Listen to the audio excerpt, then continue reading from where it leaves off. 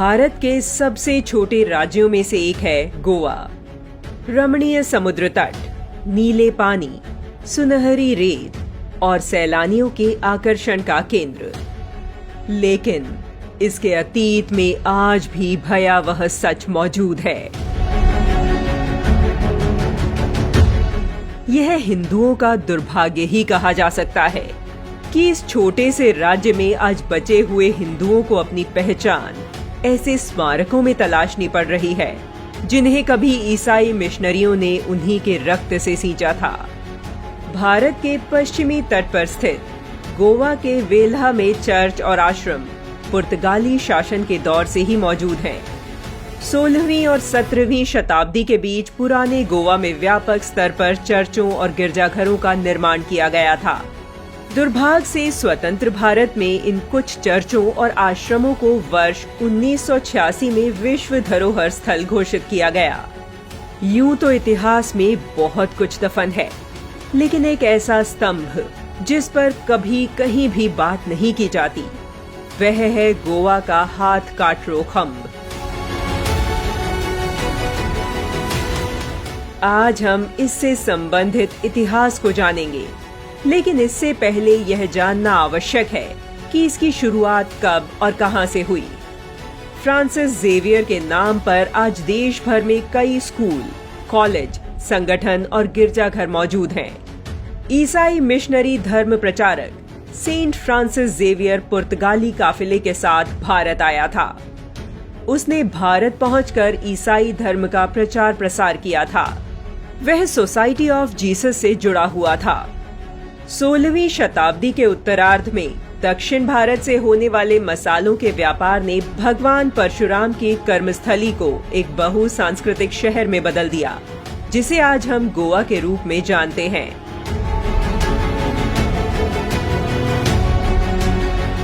देखते ही देखते पुर्तगालियों ने खुद को यहाँ सत्ता में स्थापित कर लिया। पुर्तगालियों ने सुनिश्चित किया कि वहां के स्थानीय लोग भी अब उनके जैसी ही धार्मिक मान्यताओं का पालन करें। वर्ष 1541 में ईसाई मिशनरियों द्वारा फरमान सुनाए गए कि सभी हिंदू मंदिरों को बंद कर दिया जाए। इसके बाद 1559 तक आते आते तकरीबन 350 से अधिक हिंदू मंदिरों को नष्ट कर दिया गया और मूर्ति पूजा पर प्रतिबंध लगा दिया गया। सेंट जेवियर ने देखा कि हिंदुओं के बालात धर्म परिवर्तन के उसके प्रयास पूरी तरह से कामयाब नहीं हो रहे थे। उसे समय रहते यकीन होता गया कि सनातन धर्म की आस्था अक्षुण्ण है। यदि वह मंदिरों को नष्ट करता है तो लोग घरों में ही मंदिर बना लेते हैं। उसने देखा कि लोगों को धारदार हथियारों से काटने, उनके हाथ और गर्दन रेतने और असीम यातनाएं देने के बाद भी सस्ती शराब और सनातन धर्म में से लोग सनातन धर्म को ही चुनते और मौत को गले लगा लेते। इसके बाद हिंदुओं पर यातनाओं का सबसे बुरा दौर आया।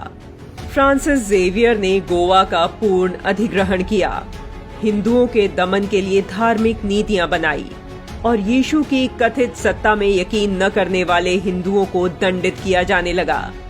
अक्टूबर 1560 तक आम जनता के जिंदा रहने और उनके मरने से लेकर उनके भाग्य का फैसला ईसाई प्रीस्ट के हाथों में आ गया।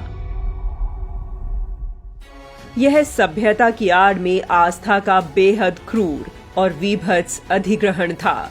लोगों को ईसाई बनाने के लिए बर्बर हिंदू विरोधी कानून लाए गए।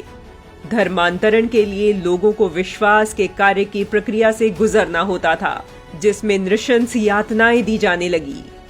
ओल्ड गोवा के कई स्मारकों और संरचनाओं के बीच पेलो रिन्हो नोवो नाम का एक काला बेसाल्ट स्तंभ इतिहास के काले अध्यायों का साक्षी है।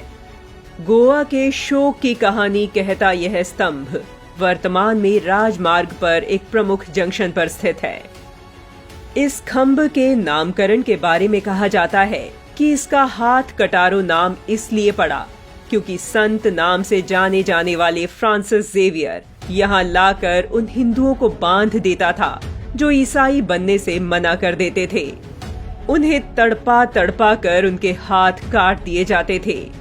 यह तब तक किया जाता जब तक वह व्यक्ति या तो ईसाई बन जाता या वह मर जाता। आपको इतिहास में धर्मांतरण की ऐसी दर्दनाक दूसरी घटना का वर्णन कहीं नहीं मिलेगा। इस स्तंभ को सालों पहले गोवा के बाहरी इलाके में स्थानांतरित कर दिया गया था। अब यह स्तंभ सड़क के किनारे में स्थित है। यह स्तंभ एक प्राचीन मंदिर का अवशेष है। यह कदम्ब राजवंश से संबंधित है, जिसे पुर्तगालियों ने कई मंदिरों को तोड़कर अपने दरवाजे और खिड़की की सजावट में इस्तेमाल किया था और बाद में यहाँ हिंदुओं को मारने का काम होने लगा। इस नरसंहार के बारे में लिखने वाले इतिहासकारों को भी सख्त यातनाएं दी गई। उन्हें या तो गर्म तेल में डालकर जलाया जाता या फिर जेल भेज दिया जाता। ऐसे ही कुछ लेखकों में Filippo सेसेस्ती, Charles Delon, Claudius Buchanan आदि के नाम शामिल थे। इतिहास में पहली बार हिंदू भागकर बड़े स्तर पर पलायन करने को मजबूर हुए। दुर्भाग्य यह है कि समकालीन स्मारकों के विपरीत यह स्तंभ आज तक भी एक संरक्षित स्मारक नहीं है। आज हजारों की संख्या में सैलानी गोवा सैर करने जाते हैं। शायद ही कोई जानता हो कि गोवा के सनातन अतीत का साक्षी यह स्तंभ आज भी वहां मौन खड़ा है। इस बार आप गोवा जाएं तो इस स्तंभ के दर्शन कर उन लोगों को श्रद्धांजलि अवश्य दीजिएगा जिन्होंने अपने हाथ कटा लिए लेकिन सनातन धर्म नहीं छोड़ा। धर्म के लिए अपने प्राण न्यौछावर करने से भी नहीं चूके।